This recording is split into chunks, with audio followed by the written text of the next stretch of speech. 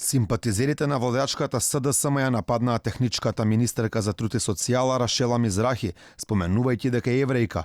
Иако постојано се ветува едно општество за сите, Мизрахи стана цел на јавен линч од поддржувачите на власта само поради својата етничка припадност. Видана Бошкова Мицевска, која важи за голем поддржувач на СДСМ, без никаква причина анализира етничката припадност на Мизрахи, односно прави етничко профилирање, што е забрането во политичката комуникација во цивилизираните земји.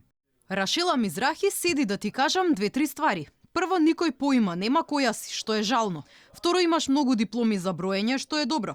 Трето, овој месец за било која одлука ти треба потпис од заменик министерката. За било која. Четврто, по еден месец ќе немаш право на никаква одлука. И ова не е затоа што не те сакаат душо. Такви се правилата. Јас знам, брука е што ти поима немаш. Како и да е.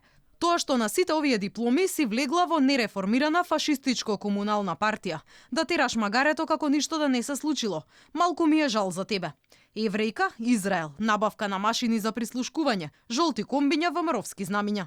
Статусот на Бошкова Мицевска предизвика бура реакции на социјалните мрежи поради изразениот антисемитизам, што во Западна Европа е кривично дело. Алфа ја праша дали не смета дека со статусот ги навредува евреите, но одговор се уште не добивме. Таа сепак на социјалните мрежи упати нов говор на омраза и навреди кон оние кои го критикува она што го пишала. Се потресле за министерката. Простаци. Простаклукот што го носите во ДНК-то ве има оштетено до 5-то поколение. Можете да се одселите и во Сибир. Но имаше и такви кои лајкуваа, меѓу нив и советникот за медиуми во владата Зоран Бојаровски. Алфа постави прашање дали од Елинденска го поддржуваат ваквиот негов потек, но одговор се уште не добивме. Лидерот на опозицијата Христијан Мицкоски смета дека власта фразата едно општество за сите ја претвора во прогон кон неистомислениците. Од ВМРО ДПМН ја бараат власта да се извини за ширењето говор на омраза, а на Заев му порачаа да си ги разреши своите советници. Ваквиот говор на омраза на социјалните мрежи му се допаѓа на советникот на Заев, Зоран Бојаровски, кој платен од народни пари поддржува антисемитизам и ширење на омраза помеѓу граѓаните.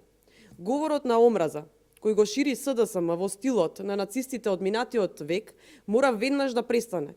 Нацизмот е поразен од сојузниците, работа во која допринес и жртва дадоа македонските партизани, но очигледно неговите корени останале во одредени структури во СДСМ.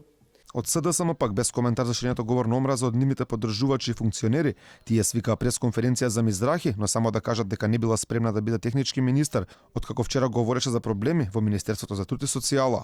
Техничката министерка за труд и социјална политика после 2 дена работа покажа некомпетентност и демонстрира дека не го знае новиот закон за социјална заштита.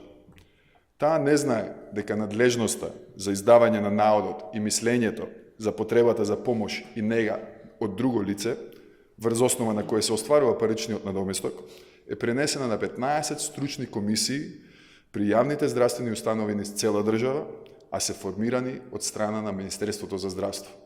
И функционерката на СДСМ Мерсиха Смиловиќ испрати порака кон Мизрахи која содржи елементи на говор на омраза. Таа и порача на министерката да се стави Давидовата звезда.